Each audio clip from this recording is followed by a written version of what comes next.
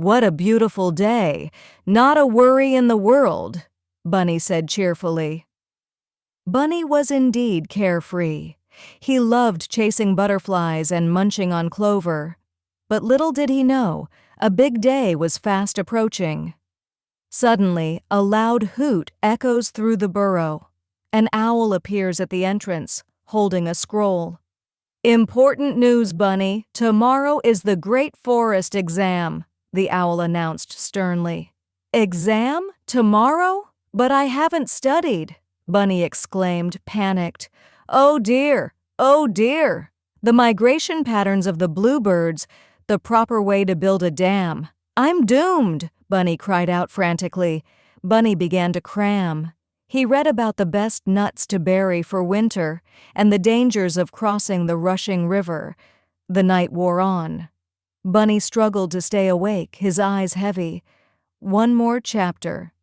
Just one more, Bunny whispered sleepily. The Great Forest exam was about to begin. Professor Bear, a large, imposing figure, stood before them.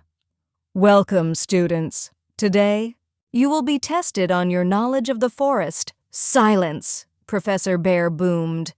Bunny felt a pang of panic. He hadn't remembered half of what he read. The first question: "What is the best way to identify a poisonous berry?" Professor Bear asked authoritatively. Professor Bear, is it by looking for 3 leaves?" Bunny answered unsurely. "Correct, Bunny. Very good," Professor Bear said, pleased. Bunny surprised himself. He actually remembered something.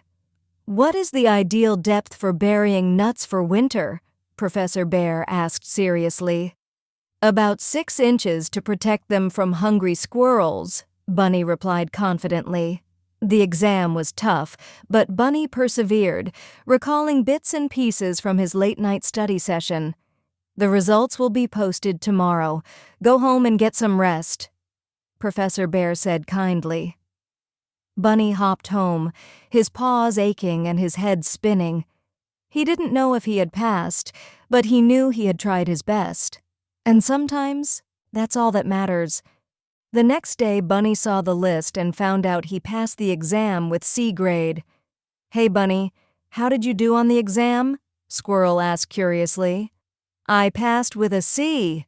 Not perfect, but I did it," Bunny said proudly. "That's great, Bunny. We knew you could do it," Deer encouraged. "Thanks, everyone. Next time, I'll make sure to start studying earlier," Bunny said resolutely.